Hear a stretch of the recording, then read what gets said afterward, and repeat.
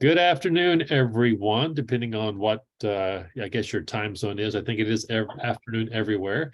I'm Ricky Telg, and today is the last of our monthly webinar series for the 2022-2023 academic year. Kelsey Hall will be talking on how to model mentoring and build relationships across race, ethnicity, and gender. I'm actually going to have to step out in just a few minutes. As I was telling Kelsey, I got to run down to the Tampa airport to pick up my wife, who's flying in from Dallas.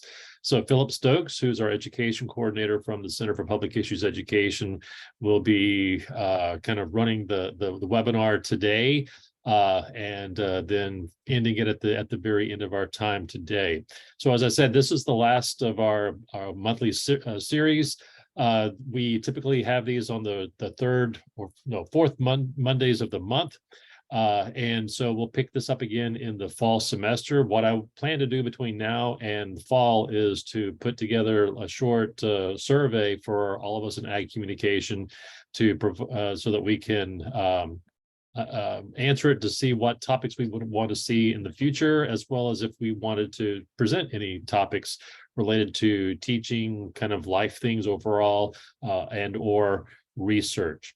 And so what we typically do is our presenters will spend the first few moments, probably 20, 30, 40 minutes, depending on the topic, have some time for question and answer. So it's up to the presenter whether that question and answer time actually takes place during the presentation or at the end. So Kelsey will tell us that in a second. And then at the end, if you have any updates or just have any questions overall for the group, that time will be there at the end. And like I said today, Philip will kind of be wrapping things up at the end of the presentation today. So with that, I'm going to turn it over to Kelsey, and then I'm going to have to hop off so that my wife is not standing at the terminal waiting for me and then Ubering all the way from Tampa to Gainesville. So thank you, Kelsey, for presenting today. I'll see you soon as well. Bye. Thank you all for joining me today. I'm really excited. I feel like this is an engaging presentation, so I've built a few discussion questions throughout the presentation, and I would encourage you to ask questions while we present content to keep that relevancy of your ideas with what I'm sharing, and to also bring your perspectives into this lesson and the things that I'm going to share with you. This is a little bit of a context for why I chose this topic. Last summer, I participated in a learning circle with 2 graduate students and 7 faculty members that spent the summer reading Modeling Mentoring Across Race, Ethnicity, and Gender. We were from 4 different colleges at Utah State University. We were meeting online 5 times to discuss our book content, but we had homework to do throughout our meetings and between our meetings to practice what we were learning and to bring additional questions that we wanted to discuss. All of us joined this learning circle because we wanted to improve the ways that we mentor, recognizing that while we've had different experiences with mentors for our graduate studies, there's no one way to mentor, and we can continuously learn how to mentor and improve our mentoring. And where I thought I had a weakness that I could grow and do better in was learning how to mentor those who are of a different color, a different gender, ethnicity, and seeing how we can have positive, meaningful relationships as we work toward our graduate studies.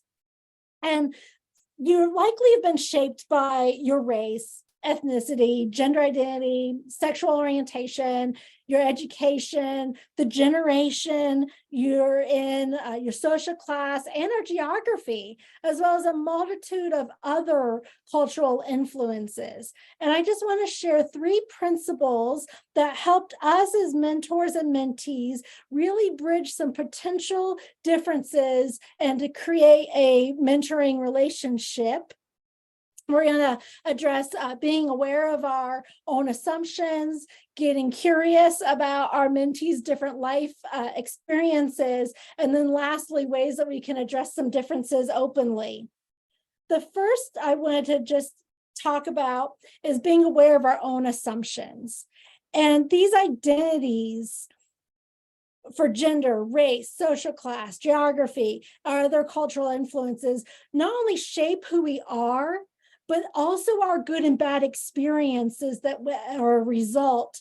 And that can impact our experiences as graduate students and the way that we enter academia in becoming faculty, junior faculty, who will then be wanting to seek out mentors, but also take on mentoring or graduate students. And we thought that mentoring across differences is all about acknowledging and respecting our differences that really may exist within our partnership.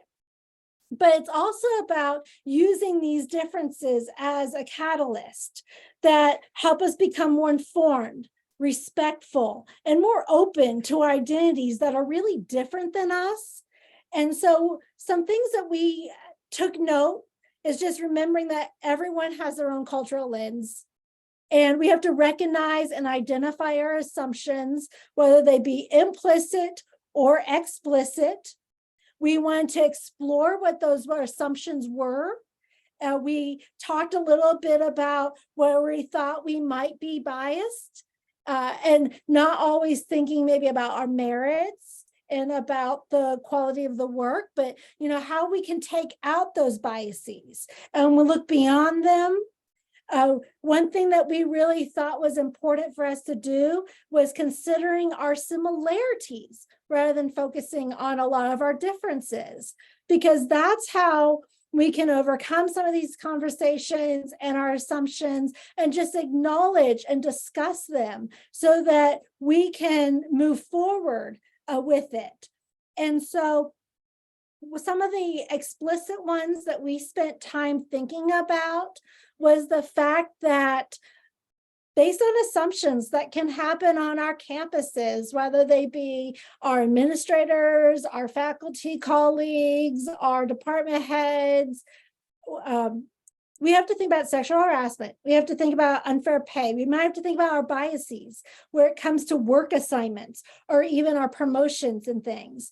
And we talked about how these biases exist throughout our organization's culture, and that we want to address them because it affects our ability to work together. And as graduate students and as mentors, we might have research teams, and we have to think about how we can communicate with each other as a team and acknowledge that trust and how we build our relationship, and we reflect on how we can communicate and mentor, because the way we do that impacts the diverse talent recruitment we get for graduate students. It can impact our students' work performance and their productivity if we don't show respect and understanding and coming to commonalities. It could also impact their professional development and their ability to network and feel comfortable seeking out those partnerships to encourage our graduate students and their experiences. And it can even stifle creativity or innovation with our research and our teaching. And so by just becoming aware of our assumptions, we can help improve some of those things that are influenced. One other thing that we really wanted to take time to do was become aware of our relationships and to put ourselves in other people's shoes, seeking understanding, how they may come to different points of view, and how critical that is to building our mentoring relationship. And that we have to make a commitment to really fully recognize and understand and appreciate our differences, but to most importantly, try to find some commonalities, because we want to make sure that we're not using misinformation about our differences. Much of that's grounded in our stereotypes and our prejudices and our fears and our assumptions.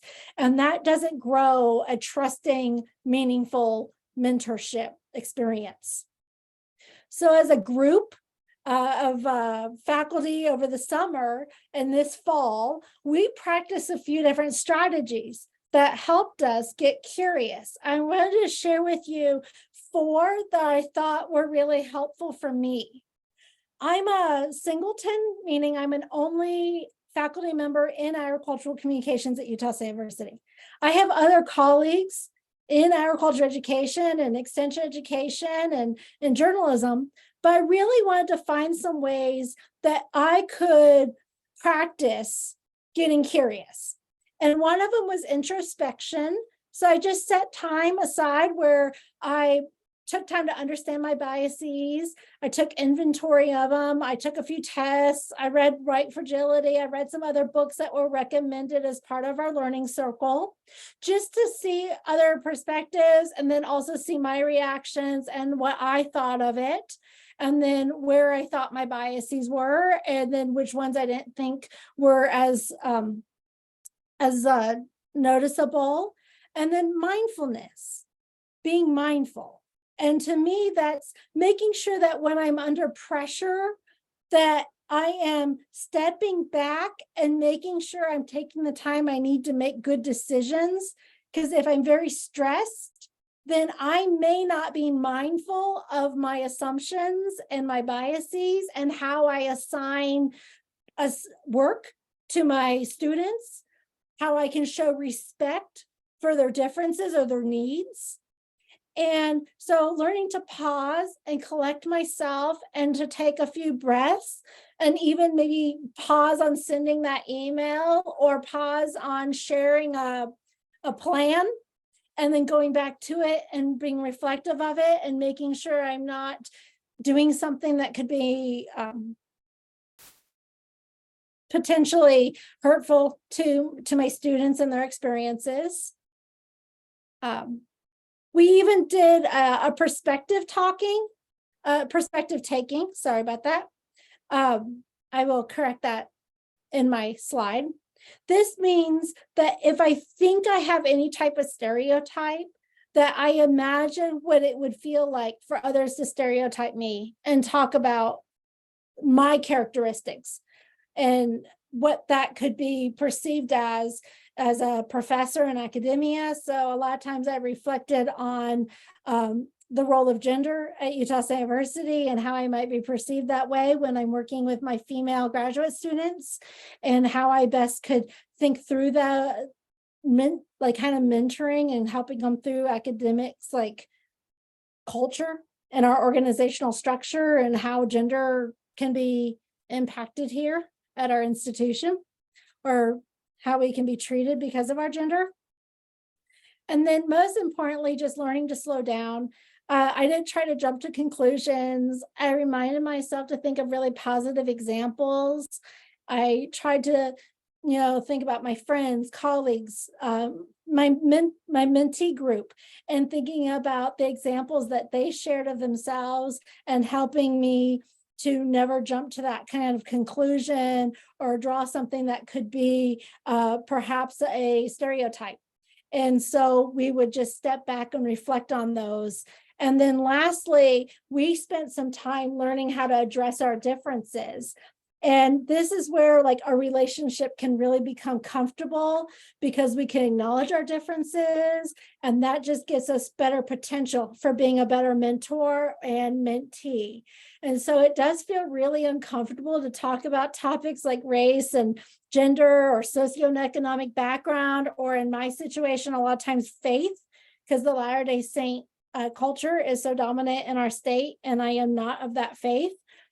I wanted to overcome those fears.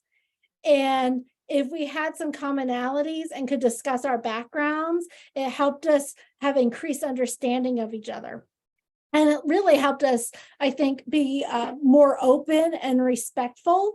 And so we learned that a lot of times mentees are hesitant to have these types of conversations and to initiate those conversations. So if we're the first to initiate and facilitate that conversation, what we can do is open up a dialogue with a general statement. And this is one that our reading did. So we practiced this as a team. It said, research shows that racial and other differences affect both the mentee and mentor. Do you think there are some examples of this in our relationship? And we found where we thought, we went to our graduate students and we had this conversation, and we did it privately amongst, during our times that we were independently working.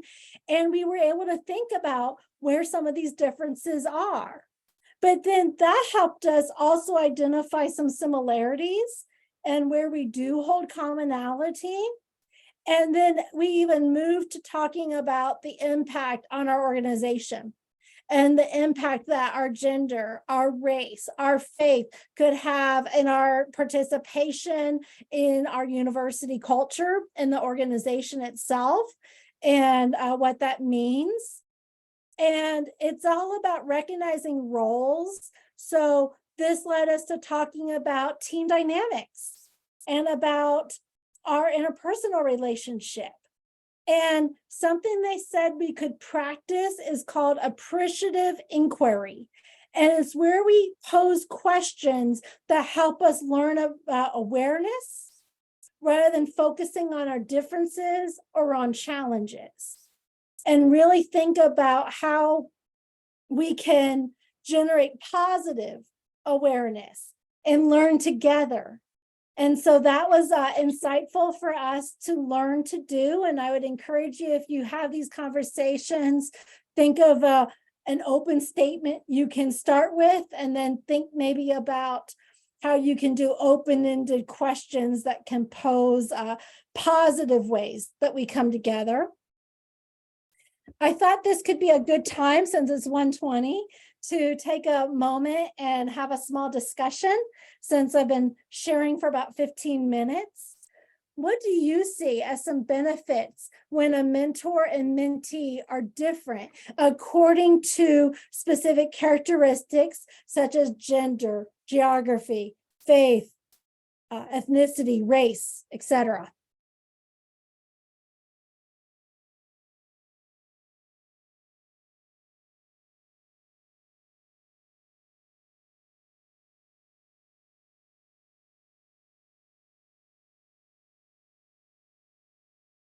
I'll start. I'll share an idea. As a benefit, I thought because we aren't coming all from the same background, we brought in more creative ideas. And we were more open to accepting those ideas and listening to each other. And so that's something I really took away as a benefit for not being alike or not being a clone of our mentor. I'll share one. Yeah. I think it's one of the benefits is just to know that person better. When you're listening to their stories, their background, you become more aware of why this person made the decision or the tendency of doing things. With that understanding, it helps with potential future conflicts, just building that trust and understanding. Yeah. I love that you just said that, because that is so much what I also heard, was how it helps us build trust. So when there is a potential conflict or a challenge, and it doesn't necessarily have to be amongst the relationship of the mentor-mentee, it could just be a challenge at the university. We can have these more open conversations because we know each other better. Yes. Love that. Other thoughts anyone would like to share?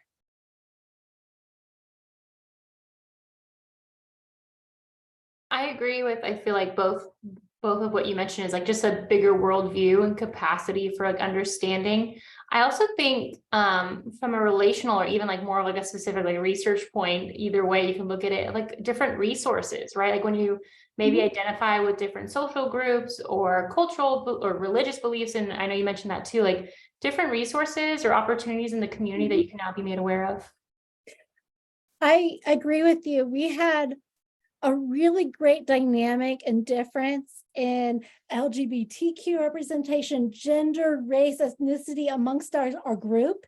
And so then we went back and said, what are the resources we could share that are in our university, but in our community, in our Cache Valley, where we live, to help our graduate students and making connections for them. And so I love that you say that too, because I felt like I could do a better job making recommendations, listening to others too, and hearing from them where they go for support, because I might not know.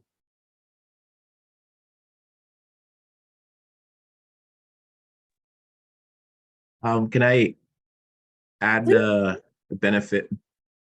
Yes. I think you mentioned the idea of creativity, Mhm. but I also thought of, especially in teamwork, when you have a team that is made up of people from different perspectives and mindsets and everything, it does bring in addition to having creativity in terms of like different ideas, but also avoiding the groupthink Yes. part of it. And like when everybody is of the same background, of the same mindset, you look at problems, or you look at problems in the same way, and you just don't have the diversity in ideas in the same way that you would have if people come from different backgrounds and values and stuff like that.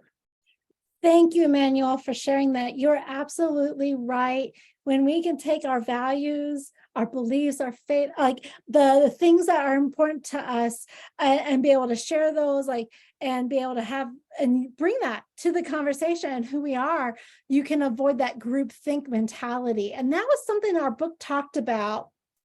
And something I really loved about this book were the narratives.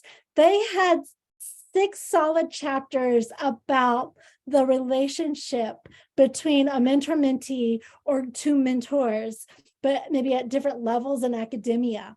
And they had such wonderful ideas that brought perspective in how this is in their life. And they represented Latino, Black, female to female mentoring, female across gender mentoring. Like, there were very specific examples I just thought were so helpful to read and see some of these benefits come through their narratives.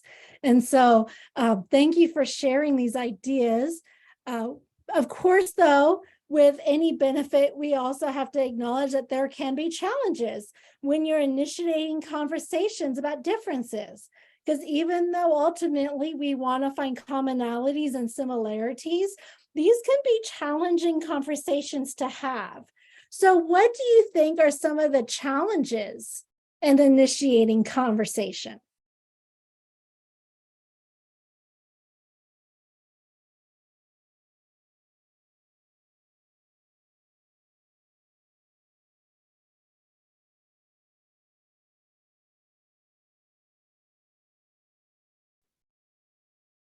I guess one of the biggest challenges is people are always afraid of offending each other, especially right now.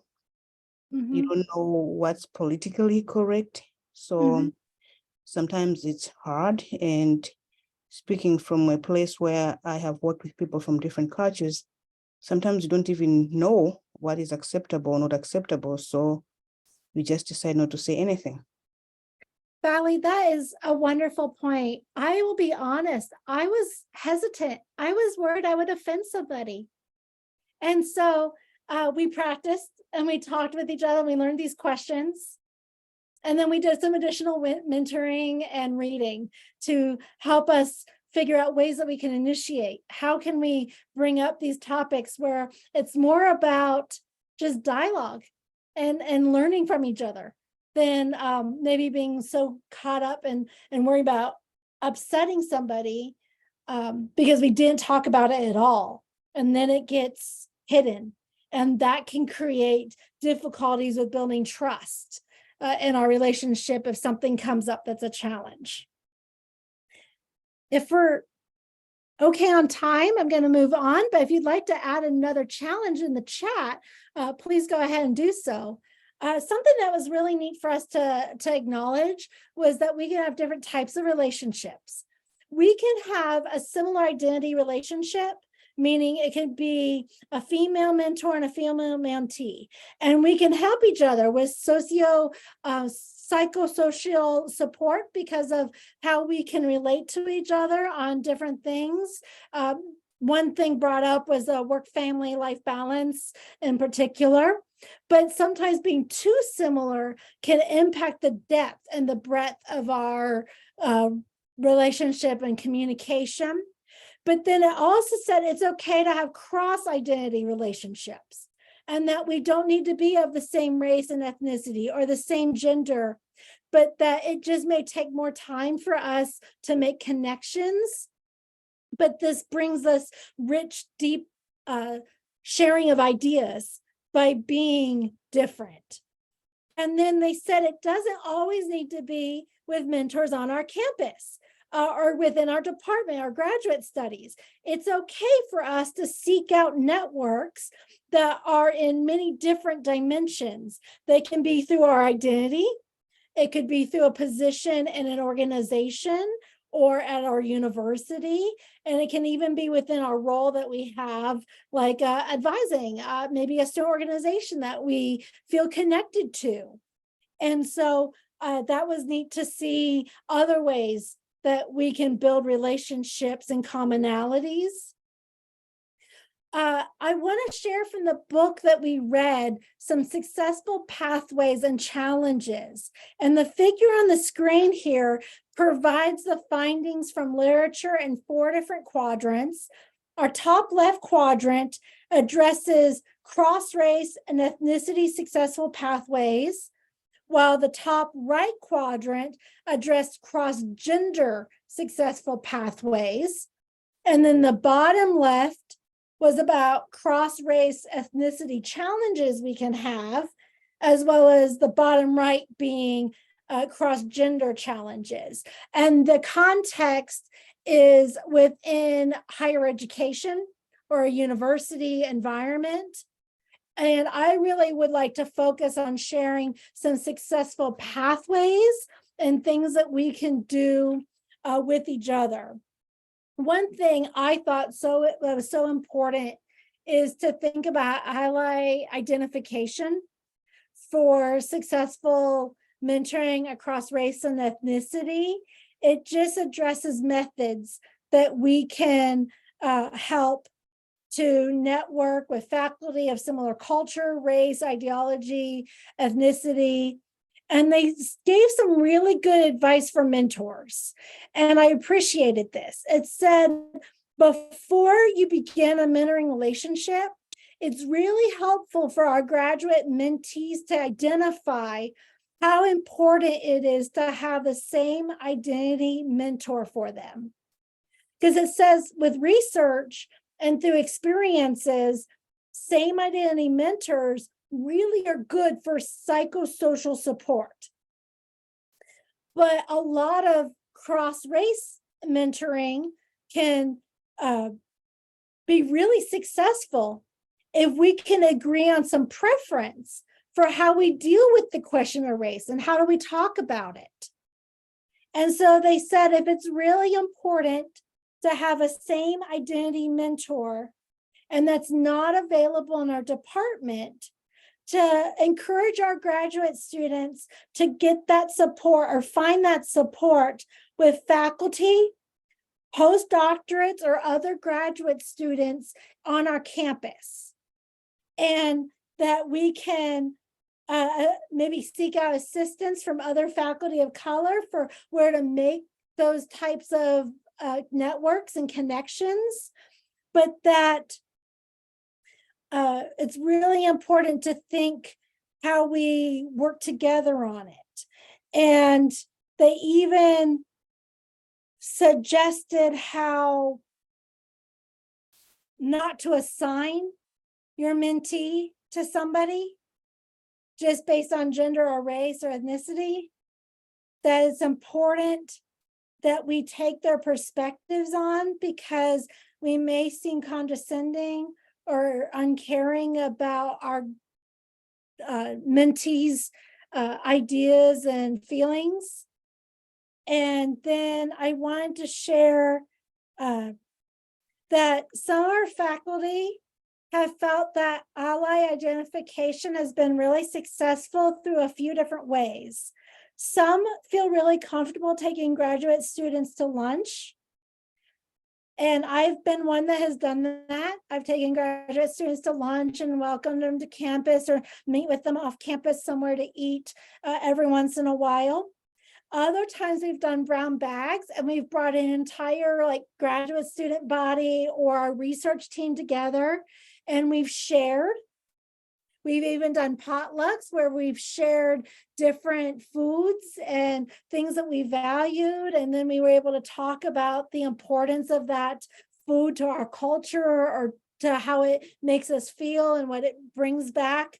That's a value to us. Others have gone out for coffee just to get to know each other better.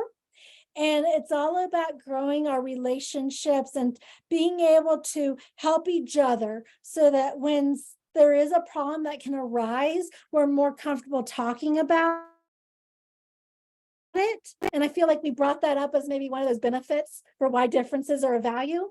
But those were some ways that we've done that on our campus that we found really helpful. We also encourage our students and invite our faculty to cultural events on our campus, whether that's be celebrating Ramadan, or perhaps another faith-based holiday or a cultural event where we're celebrating maybe Latino month or Asian American month, and some of our different cultures. And we'll invite people to attend those events so that we can show support and also willingness to learn. And going together, sometimes that opens up wonderful conversations about something that's important to us. And so that's ways that we've done that. But something that a lot of our graduate students, and this also came in through our readings and literature, was that faculty of color don't necessarily want to be paired up with someone who's just interested in cloning themselves. They really seek out a mentor that values respect, that appreciates them, and will provide them professional and social mentoring that's for the mentee's needs. And really thinking about, like, what is the purpose of your degree? What is it you want out of a mentoring relationship? And don't just clone yourself because that's what you know. Be willing to adjust and change as a mentor. And I thought that was important, because I could see maybe in circumstances where we thought something worked for us because that's how our mentor taught us, we might try to do the same thing. And that may not be always the best solution or option for us. We also taught about the importance of cohorts. So in a cohort of graduate students, encourage our advanced doctoral students to mentor new ones. I know in our doctoral program, we have cohorts every year. They have private Facebook groups. They have private group texts. They mentor each other. They share. They talk about their graduate experiences. They also will collaborate on research together that is not with us as a faculty member. And we encourage that because we want them to share and support each other and become that faculty member when they graduate that can conduct research projects and find colleagues to work together. It also showed that these individuals learn to disagree with each other without becoming disagreeable, and they can compromise and work together. And then they can also learn to discuss and dialogue on different topics and just become appreciative of different viewpoints. And so that's something we've encouraged a lot of peer mentoring on our campus, and even writing groups. That was something really neat. Some of our science faculty said the graduate students will get together and they'll block out times where they write, and they're not all writing together the same thing, but they just are there to support each other in the writing process as they're analyzing data and reporting it and putting together presentations and manuscripts. I also thought e-mentoring was really insightful. It said that it's okay to provide mentoring opportunities to minorities and women who might otherwise have difficulty finding mentoring through e-mentoring. And we shared a few examples amongst each other. And I learned about STEM's MentorNet platform, where they actually have people do surveys and put together profiles and match each other across the country. But then I shared what we have as a mentee mentor program through our Society of Agricultural Communication Scholars. And we were able to find ways to help support each other in mentoring when maybe there's not as many opportunities at our own institution. I wanted to shift now to successful pathways across gender. And this was the list of things that were suggested. And I just want to hit on a few of them, given the time that we have together. The first idea was feminist mentorship is identified as just one factor because it's guided by feminist theory. And it means that we value non-hierarchical relationships. And they said that feminist mentoring emphasizes an interpersonal relationship, encouraging empowerment and self-esteem, personal autonomy to do our own research and own mentoring of our own graduates, peers, but also undergraduate students in our teaching, but also just being politically aware of our environment and our culture and our university. And something that they said for female mentees, it's really important if mentors can help them navigate the politics of gender on campuses. Because sometimes we can marginalize contributions of women or maybe constrain opportunities. And how can we help do introductions? How can we help our graduate students meet other individuals and introduce them as a graduate student colleague and share what they're doing as research and what they're contributing to the campus. And that can really help with self-esteem and making them feel prepared to enter academia. But what was so neat to know is that it's okay to have more than one mentor, and we can have different mentors for different perspectives to meet our needs. So we can have one for professional, we can have one for social needs, and sometimes just supporting the social need to balance our career and personal and family life is really important in respect to scholarship. And when you can share your story, it has helped overcome some fears for mentees. And then, of course, characteristics that can support relationships. It just shows that we would like individuals and need mentors that can listen to us, be honest, non-judgmental, be patient with us. And I think the test book that we read, our book that we read, said when the women had cross-gender relationship mentors, and they went to a male faculty mentor and said, I really want to be a professor at the university. And I am scared about my course evaluations and how I may be perceived. And they got encouragement.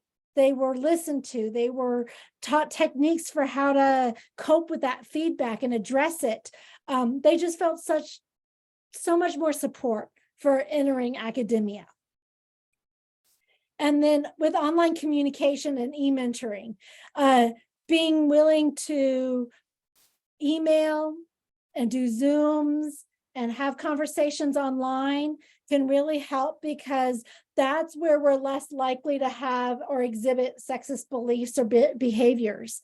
And to encourage mentoring across gender it doesn't need to be always face to face, and it doesn't just have to be within our own institution.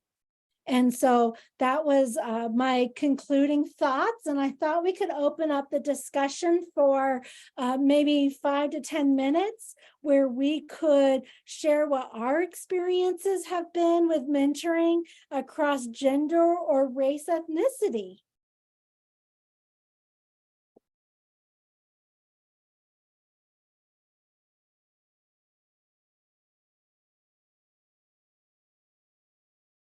Has anyone had an experience they would like to share? Or something to add to what I've presented? Yeah, I will say, you know, as a first-year faculty member, I haven't had a lot of experience in this area yet, but I would love to be prepared for when the opportunity presents itself. So I'm very curious to hear about resources that people have found or use. I have a slide with a few additional resources, but I will be honest, I liked this book.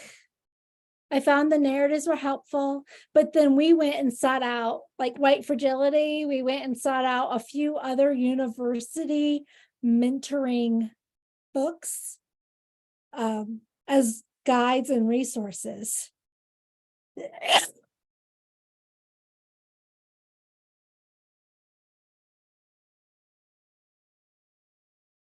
Resources. What resources have you used about mentoring that you would find helpful and maybe we could share with each other?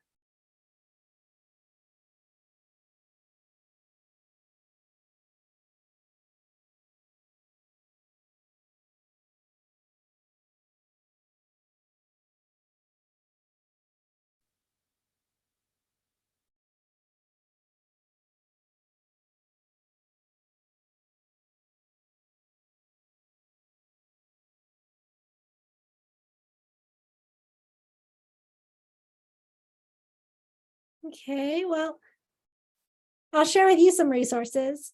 We found Brown University's information about inclusive mentoring insightful, and it provides some examples.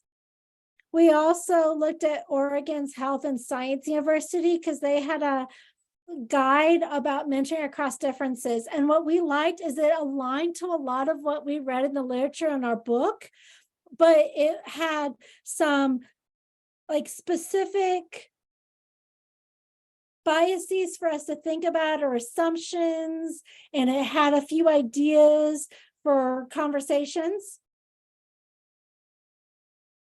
And then Michigan State University had a guide for developing mentoring relationships. And this is a pretty thick guide, but it had a nice section about mentoring across diversity. And then I've used Rutgers because they have some nice modules specifically on assumptions related to our implicit and explicit biases. And I was looking for some techniques to practice so that I'm better prepared and I can do some learning about myself and learn more about myself in those resources.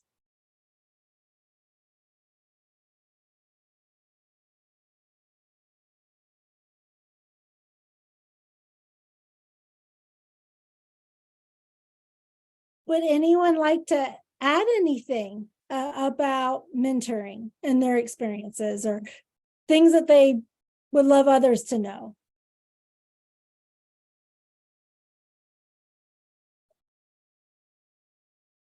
Kelsey, I'll just add that one thing I appreciated you saying was that you can look externally for different mentoring opportunities.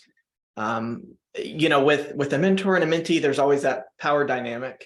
Mm-hmm. And sometimes, you know, like there's only like so much, you know, your puzzle pieces will align and you need to like find another place. And so I think that's just a really good tip and something that we don't always think about readily.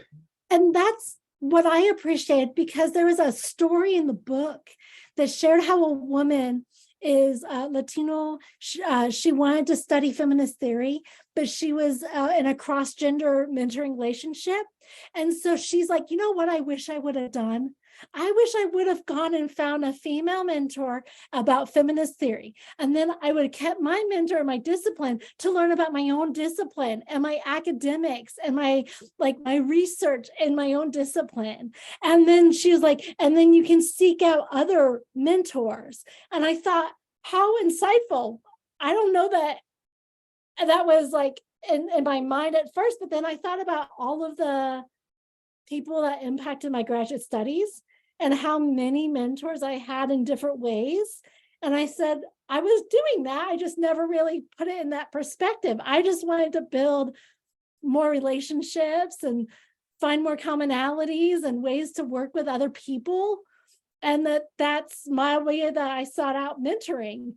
But it doesn't mean like that you have to be only one mentor and that one mentor has to provide everything, because that's asking a lot. Yeah.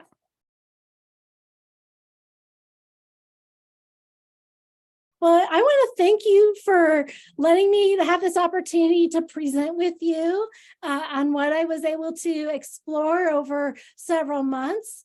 And I hope that this can encourage you to think about how you may want to prepare for mentoring across gender, race, ethnicity, but also our other, I'd say, demographics and characteristics that we can share, and have a wonderful end to the semester. Thank you. Thank you. Thank you, Dr. Hall. I know there's just a few of us on here and I'm sort of stepping in for Ricky Telg, but just want to open it up if anyone else has any other items to share. I know that's typically part of the SACS webinar series, to make sure there are any announcements or any things that people want to share with the group. Yeah, I guess I'll share. We just have our agricultural communication major program approved. So that's news to share. We're excited that we'll be starting this fall. So, yeah. Thank you. Congratulations. Yeah. Neat to see you separate from the agriculture education as like a concentration and having your own bachelor's. Yeah. The students had been complaining that, yeah, we need that on our diplomas. So it's a huge win right now. Awesome. Thank you.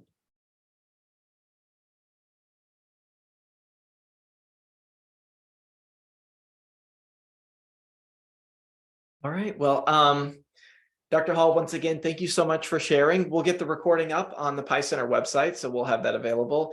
And I believe Ricky said that this is the last one for the semester, right? And so we'll start up back in the fall. So I'm sure he'll be sending out many an email coming up soon. So thank you so much for letting me fill in. And once again, Dr. Hall, thanks so much for sharing everything you did today. Thank you, everybody. Bye. Bye.